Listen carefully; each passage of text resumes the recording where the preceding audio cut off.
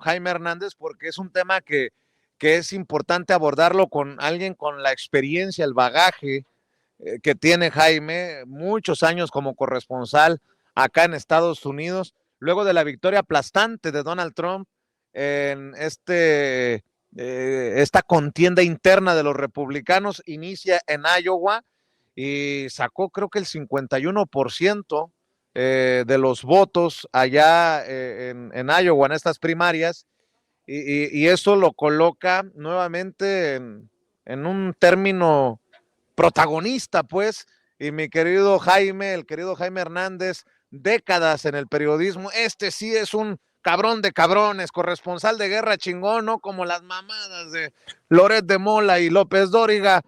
Mi querido Jaime, ¿cómo estás? Te saludo con mucho gusto desde Phoenix, Arizona. Yo continúo con esta labor picando piedra, paso a pasito, mi querido Jaime, y a mí me da gusto que ninguno de los consulados se haya negado a hablar con nosotros y hoy ya fue la cereza del pastel que sale el cónsul general de México acá en Phoenix a decirnos esto que también es importante, ¿no?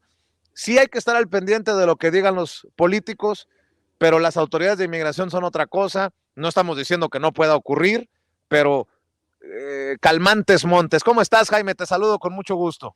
Don Vicente, muy buenos días. Te saludo, te abrazo a la distancia. Pues sí, efectivamente, como tú bien señalas, Donald Trump arrasó ayer con el 51% de los votos en los caucus de Iowa, los caucus o asambleas electorales. Sabes, es interesante porque hace 112 años, Vicente, para que veas, ningún candidato ni demócrata republicano había conseguido sacar esta ventaja tan importante frente a sus adversarios.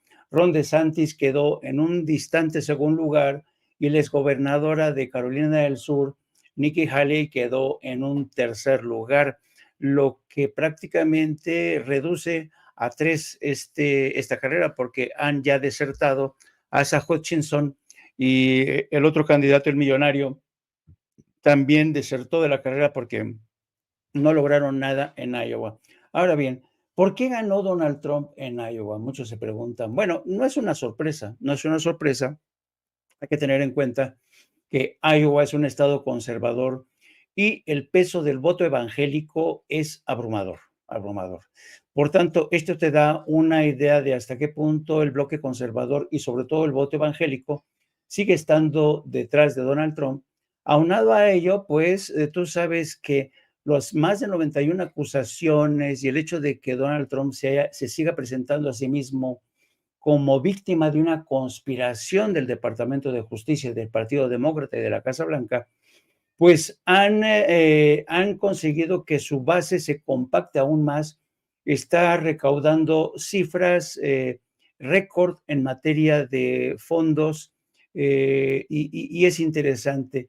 Y lo paradójico de la victoria tan abrumadora de Donald Trump es que inmediatamente después de esta victoria se vio obligado a viajar, a trasladarse a Nueva York para asistir a la audiencia de uno de los juicios que tiene pendientes ahí, un juicio por asalto sexual contra una periodista que le demanda $10 millones en pago por compensaciones y daños.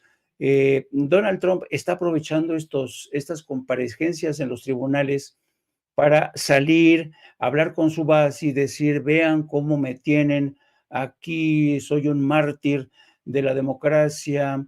Y créeme que está realmente ganando cada vez más adeptos. Ahora bien, estamos hablando de Iowa por el momento, y tú sabes, Vicente, tú conoces también muy bien el sistema político de Estados Unidos. Iowa es la primera parada, ¿no? Y pocas veces en la historia Iowa ha decidido el resultado final de un proceso de nominación o de unas elecciones, ¿no?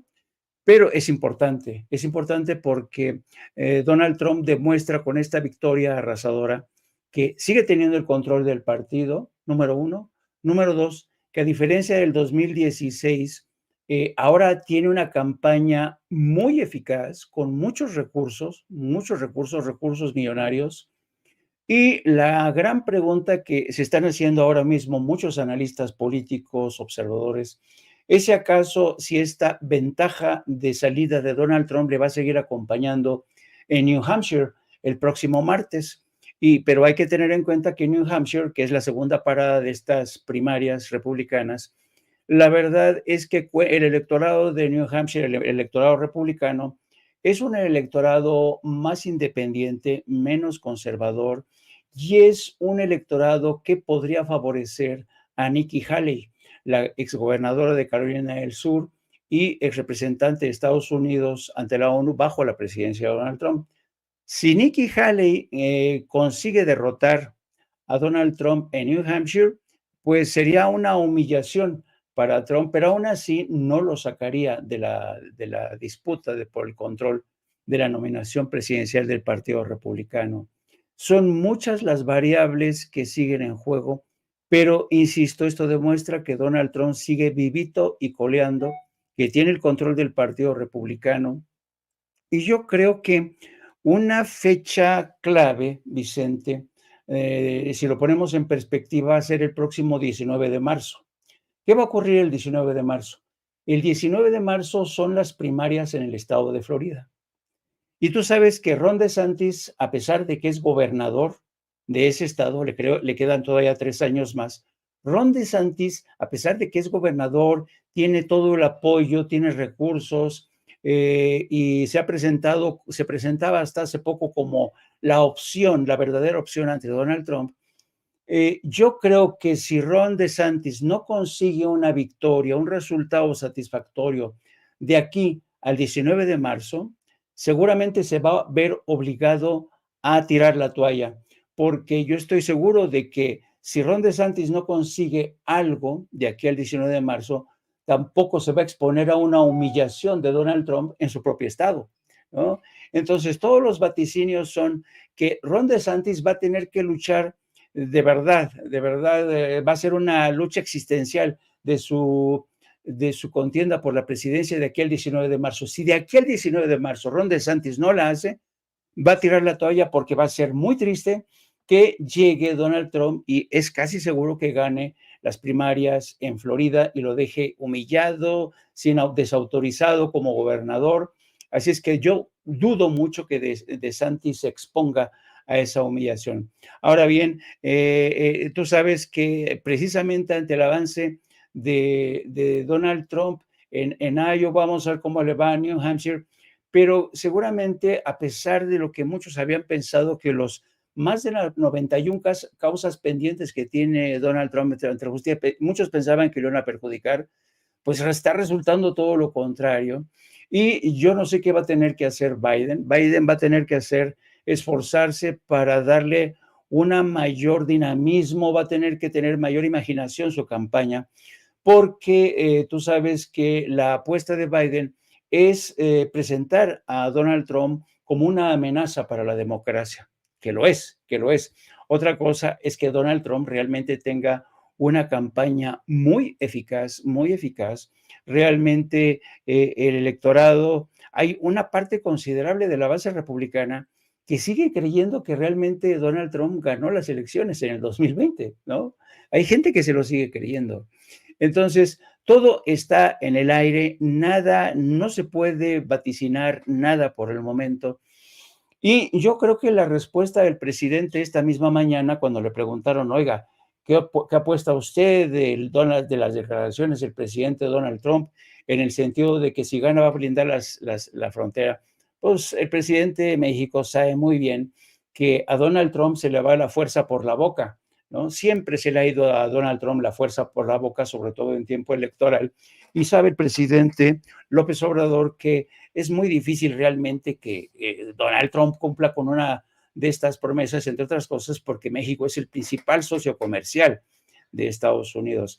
Así es que yo creo que el presidente fue muy inteligente al quitarle hierro al asunto y decir, bueno, no tenemos por qué espantarnos, no pasa nada, con Trump tuvimos muy buenas relaciones y quien resulte ganadora de las próximas elecciones, que yo supongo que será Claudia Sheinbaum. Claudia Sheinbaum también es una mujer muy, muy astuta, con una una mujer que ha tenido como mentor a uno de los animales políticos más grandes que ha dado México.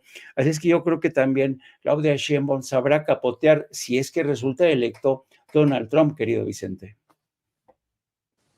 Oye, mi querido Jaime, y también pues a ir que no solamente analizar los discursos, sino el impacto que tenga en México y en Estados Unidos. Por cierto, hablando de discursos, antes de que te vayas, querido Jaime, dame tu opinión, porque veo muy movida la oposición promoviendo esta marcha por nuestra democracia, dicen.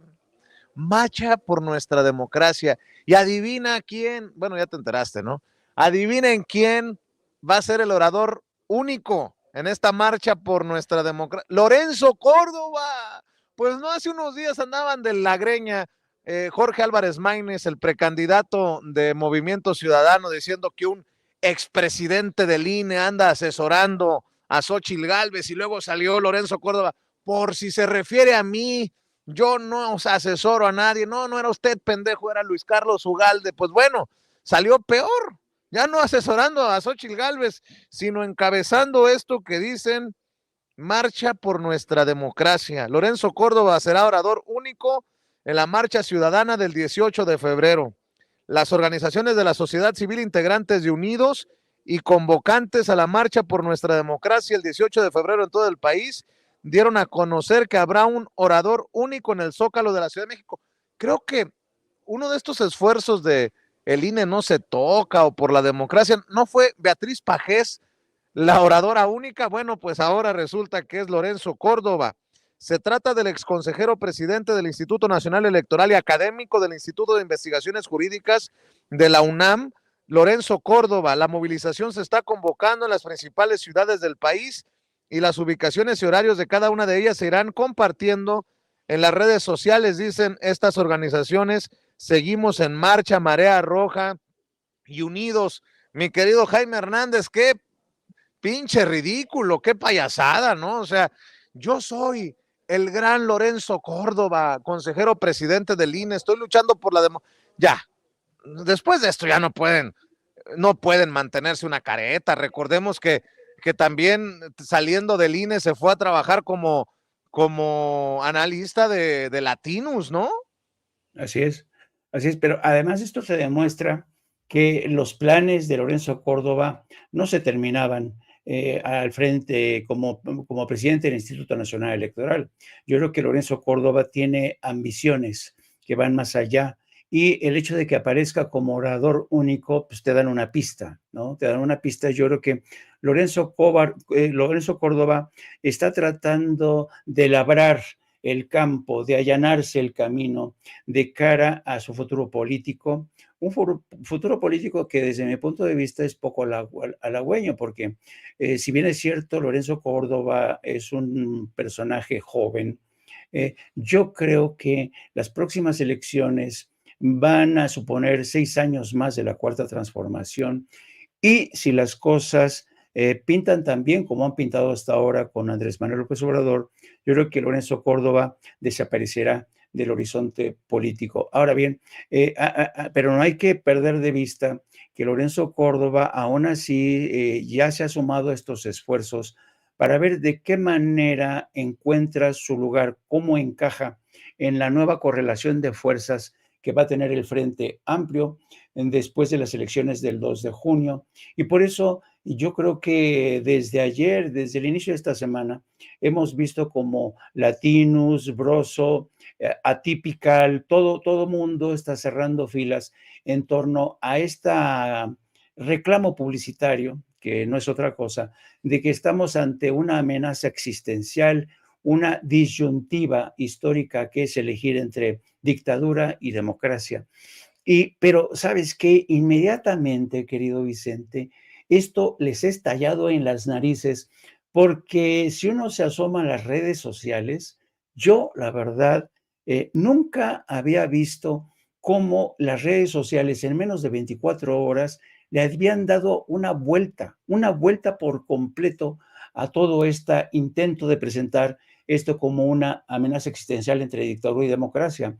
Sacaron las imágenes, los testimonios del señor Broso y lo pintan de cuerpo entero, lo desacreditan, no tiene ningún tipo de autoridad moral ni política, Broso, y lo mismo la gente de Atypical, como Carlos Alarraqui, como toda esta gentuza que ha insistido que efectivamente estamos ante una disyuntiva terrorífica que va a decidir el futuro del país para los próximos 30 años.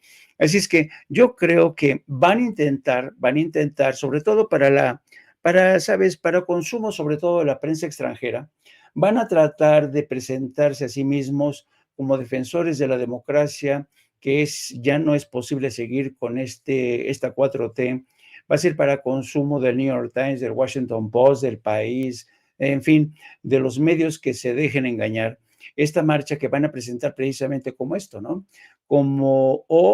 Permitimos que el país se hipoteque los próximos 30 años o los 20 años, como dijo Broso, o quedaremos llorando, como decían, ¿no? La última madre del que defendió, fue incapaz de defender al andaluz, dice, no llores como mujer lo que no pudiste defender como hombre. Ya en esa tesitura están, querido Vicente, pero yo creo que la falta de estrategia, las muchas equivocaciones de Xóchitl Gálvez, también las muchas equivocaciones de Claudio X, yo creo que nos están haciendo un gran favor a todos aquellos que seguimos pensando que el país necesita seguir en esta vía de la transformación. Yo creo, como el presidente considera, que Claudio X se merece un reconocimiento, lo mismo que Marquititititititito Cortés, y por qué no decirlo también, Xóchitl Gálvez se merece un reconocimiento de todos nosotros por estar facilitando precisamente esta transformación que, a pesar de todos estos esfuerzos de toda esta gente que se presentaba a sí mismo como los grandes pilares de la democracia, los pilares intelectuales, académicos, los periodistas, los columnistas, los analistas, es impresionante. Yo estaba releyendo estos últimos días, querido Vicente, he estado releyendo a Joseph Pulitzer, y es fascinante. Haz de cuenta que Joseph Pulitzer estuviera escribiendo en el México de hoy, porque se refiere a que los periodistas tendríamos que pugnar por una división de clases, unas clases en las que separaran bien a los periodistas que se dejan llevar por el profesionalismo, por la ética, por la búsqueda de la verdad, y separarlos de aquellos que solo buscan el dinero, el beneficio personal y aliarse con intereses que no siempre coinciden con los intereses del pueblo. Eso es lo que buscaba Joseph Pulitzer, que tú sabes fue en muchos sentidos el creador del periodismo moderno en Estados Unidos, fue el que impulsó la creación de programas académicos en las universidades para buscar la profesionalización, y dijo, se mostró siempre convencido de que si el periodista se pone al servicio de la mentira, si el periodista se pone al servicio del dinero, ha perdido todo, ha perdido su alma. Yo estoy fascinado con esta relectura del señor Pulitzer y me congratulo de formar parte de esta tribu nuestra de periodistas que hacemos todo lo posible por practicar un periodismo profesional, coherente, honesto y que solamente apuesta por la verdad y que habla en muchos sentidos en nombre del interés del pueblo porque estamos al servicio de ese pueblo. Te puedo asegurar, Jaime, nada más también para cerrar, que serán estos mismos voceros, como les llamo yo, de los malandros, los que salgan a defender a Lorenzo Córdoba. Ahí saldrán los grandes periodistas, con sarcasmo lo digo, de los grandes periodistas de México como Ciro Gómez Leiva, los que saldrán a defender al ex consejero presidente del INE. Le voy a pedir a don David que me rescate precisamente ese último clip, ese último video que le envié, porque más tardó en subirse al ring al ring político, obviamente, Lorenzo Córdoba, al ser anunciado como el orador único en esta marcha por la democracia, que los periodistas del pasado régimen salieran a defenderlo, a protegerlo, a respaldarlo. Vamos a ver y escuchar en cualquier momento, cuando me diga don David, a precisamente la gente de Ciro Gómez Leiva y al propio Gómez Leiva defender a Lorenzo Córdoba, pero antes quiero agradecer a José Ávila, Pepe Ávila, que nos envía $100 de superchat. Dice, y no es chayote, es por apoyo a su labor, que como a mí nos cuesta trabajo conseguir cada dólar que llega a nuestro bolsillo. Felicidades a todo el equipo. Gracias, Pepe Ávila, por este respaldo económico. Ya me va a alcanzar para mi AMLito. Préstame el AMLito, no sea malito, ahorita la saludo. Miren, ya llegó el AMLito. El AMLito desde México hace presencia en Phoenix, Arizona, y hasta con su chalequito de Morena. Gracias. A ver. También es de los que habla. Bueno, antes de cerrar con el querido Jaime Hernández, a ver si don David ya tiene precisamente esto que dice en su programa Ciro Gómez Leiva en relación a Lorenzo Córdoba, el personaje que se daba golpes de pecho como el prócer de la democracia mexicana, que ahora sí ya nos mostró sus colores, sus verdaderos colores. Vamos a ver y escuchar aquí en Sin Censura lo que dicen los voceros de los malandros, los damnificados del chayote que tanto odio sueltan contra López Obrador, ahora defender a estos personajes. Vamos a ver, escuchar. De tema al arranque del programa La Marcha por Nuestra Democracia, una convocatoria que finalmente se ajusta para el día 18 de febrero. Entonces, pues todos ellos, el Frente Cívico Nacional, Poder Ciudadano, Sí por México, Sociedad Civil México, Une México, Unidos México, La Marea Rosa, pues estos que han convocado en otros momentos a la defensa del INE. Seguimos en marcha con su hashtag Unidos La Marea Rosa. En fin, lo que están detallando el día de hoy, que esta convocatoria se está haciendo para el 18 de febrero, y dice que las organizaciones de la sociedad civil integrantes de Unidos y, bueno, convocantes a la marcha por nuestra democracia, el 18 de febrero lo están fijando, el 18 de febrero en todo el país, pues dieron a conocer que habrá un único orador en el Zócalo de la Ciudad de México. Se trata del exconsejero presidente del Instituto Nacional Electoral y académico del Instituto de Investigaciones Jurídicas de la UNAM, Lorenzo Córdoba Vianello. Bueno, la movilización se está convocando en las principales ciudades del país, detalle este comunicado, y las ubicaciones y horarios de cada una de ellas se van a ir compartiendo en las redes sociales de todo este grupo. En el caso de la Ciudad de México, la cita es a las 10 de la mañana de ese 18 de febrero en el Monumento a la Revolución para marchar al Zócalo de la Ciudad de México. Estas movilizaciones, tal como sucedió con las del 13 de noviembre del 22 y 26 de febrero del 23, van a ser encabezadas por contingentes de jóvenes. Entonces, 18 de febrero, caminata 10 de la mañana en lo que corresponde a la Ciudad de México, Monumento a la Revolución al Zócalo, un solo orador, Lorenzo Córdoba. Interesante la decisión que toman los organizadores de este evento de que sea Lorenzo Córdoba, el orador único. En alguna de estas dos marchas que tú hablabas fue José Woldenberg, si no mal recuerdo. No recuerdo si en la de finales del 2022 o principio del año pasado, y ahora será Lorenzo Córdoba. No se la van a dejar pasar en Palacio Nacional. Uy, no. Entonces, pues, casi podemos adelantar el comentario. Ya ven, es que son los mismos. Ahora resulta que el gran demócrata de México es Lorenzo Córdoba. El presidente no tiene nada que reclamarle a Lorenzo Córdoba, no tiene nada. Nada. ¿Qué le va a reclamar? ¿Qué elección? Pues los que hicieron el fraude, pues no, al contrario, Lorenzo Córdoba fue el presidente del INE cuando ganó el presidente López Obrador. Imagínate, ¿qué le puede reclamar López Obrador a Lorenzo Córdoba? Es como Héctor Aguilar Camín reclamando un cerco informativo en torno a Xóchitl Gálvez desde un programa de Televisa.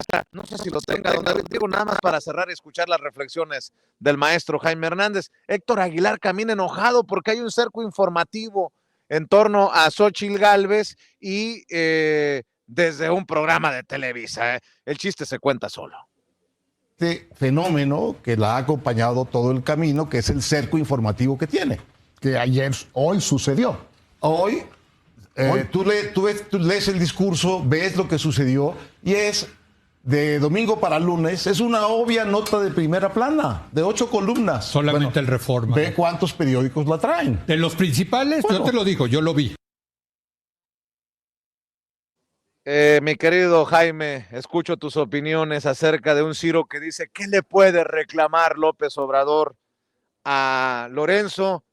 Y Héctor Aguilar Camín reclamando un cerco informativo a Xóchitl, cuando Xóchitl está con Ciro, o con Pepe Cárdenas, o con Joaquín López Dóriga, o con Adela Micha, o con... Bueno, cierro con tus comentarios, mi querido Jaime. Fíjate que es interesante los esfuerzos denodados por presentarnos una realidad alterna, ¿no? Esta gente se ha empeñado, se ha especializado en tratar de presentarnos una realidad alterna que sabemos que no existe, no existe. ¿Cuál cierre, cuál bloqueo informativo hacia Xóchitl Gálvez? Por Dios. Pues decía, es muy sencillo medir estadísticamente quién ha chupado más cuota de pantalla, las veces que han entrevistado Joaquín López Dóriga, Ciro Gómez Leiva, precisamente Ciro Gómez Leiva, cuántas veces ha entrevistado a Xóchitl Gálvez. Y realmente eso de que el bloqueo informativo contra Xóchitl Gálvez es una farsa, es una mentira, ¿no? Y luego tienes esta, de veras que el periodismo, si es que se le puede decir, el periodismo que...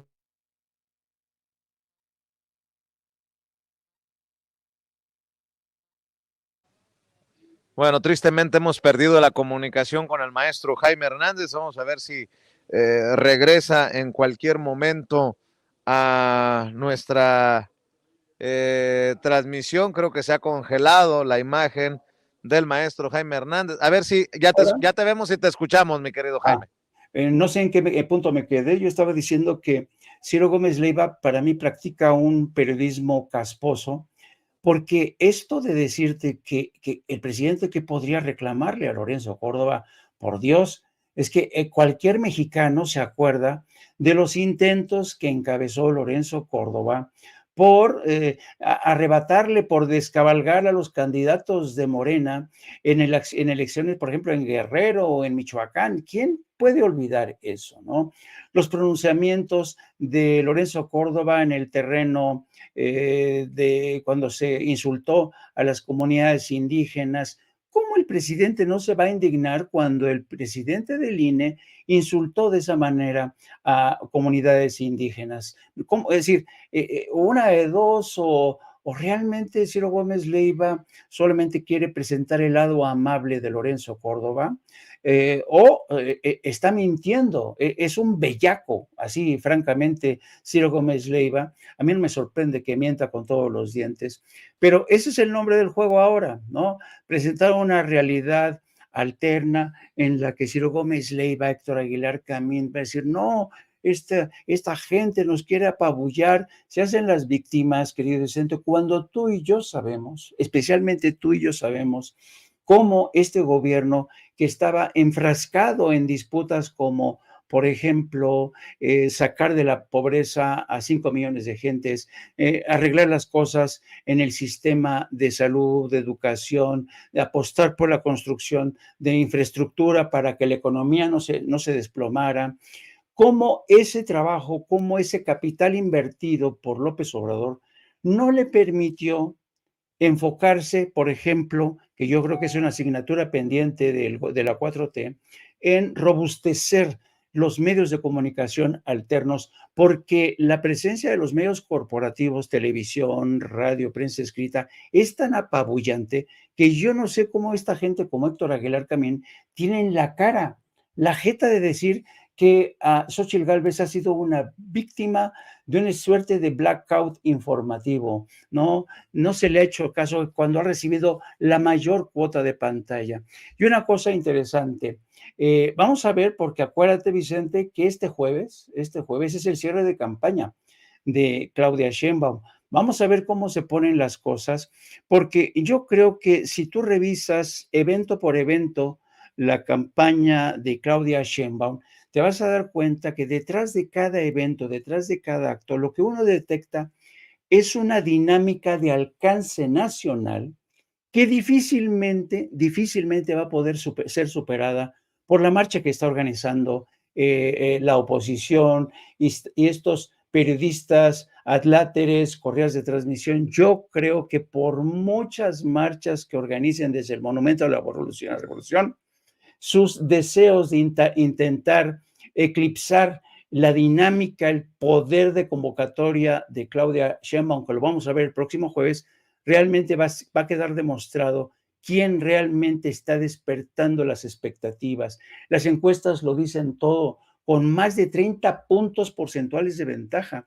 Así es que, pues yo les deseo toda la suerte del mundo. Esto es democracia, como dice el presidente, pero yo dudo mucho que la próxima marcha que están organizando realmente les rinda frutos.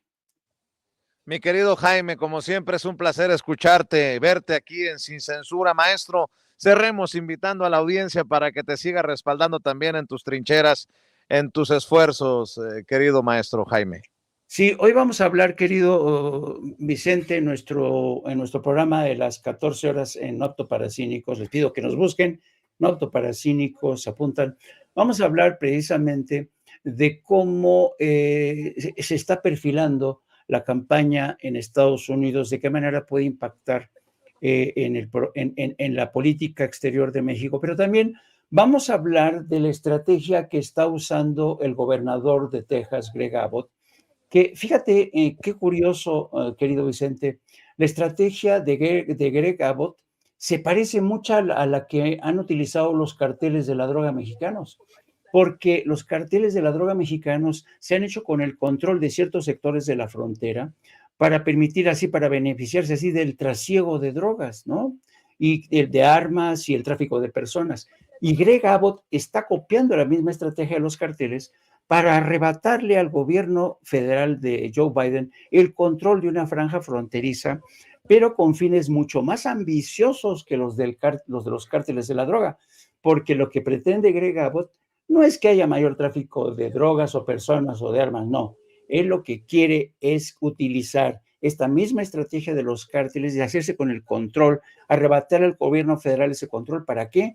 Para apuntalar esta campaña contra la inmigración, que es el combustible que da vida a las campañas de los republicanos, particularmente de Donald Trump. Así es que los espero a las 14 horas. También síganme a través de mis redes sociales, @Jaime Journo, y te mando un inmenso abrazo, querido Vicente, hasta Phoenix. Hasta la otra. Claro que sí, mi querido Jaime, te mando un abrazo, gracias por hablar con nosotros aquí en este espacio libre como el viento, el maestro Jaime Hernández hablando con nosotros sin censura. Y